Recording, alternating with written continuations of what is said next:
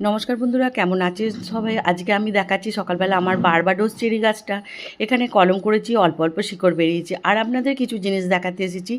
এই বৃষ্টির জল পড়াতে এই সময় দেখুন আমার বেশ কিছু গাছে এরকম শিকড় বেরোতে শুরু করেছে। আপনাদের বাগানেও লক্ষ্য করবেন এরকম কিছু কিছু গাছে শিকড় বেরোতে শুরু করেছে। আসলে এই গাছগুলো যদি এই সময় আমরা কেটে বসিয়ে দিই, খুব তাড়াতাড়ি এগুলো ধরে যাবে। তাই এই সমস্ত গাছগুলোকে আমি দেখাচ্ছি।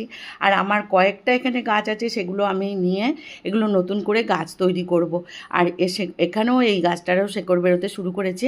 এই গাছ অবশ্য কেটে এমনি বসালেও হয়ে যায়, কিন্তু যখন শিকড়টা ডাল দিয়ে বেরোতে শুরু করেছে, তাই দেরি আর না করে এই ডালগুলোকে কেটে নিয়ে যদি আমরা বসিয়ে দিই জলে বা মাটিতে, তাহলে কিন্তু খুব তাড়াতাড়ি এই শিকড়টা বেরিয়ে যাবে বা গাছটা ধরে যাবে। এখানে কাঠচাপার গাছটা দেখছেন ডগটা ভেঙে গেছিলো, দুটো ডাল বেরিয়েছে আর এর নিচে থেকে শিকড় বেরোতে শুরু করেছে। তাই এইখান থেকে ডালটা কেটে নেব, এটাও বসিয়ে দেবো। অনেকগুলো গাছ আজকে বসাবো।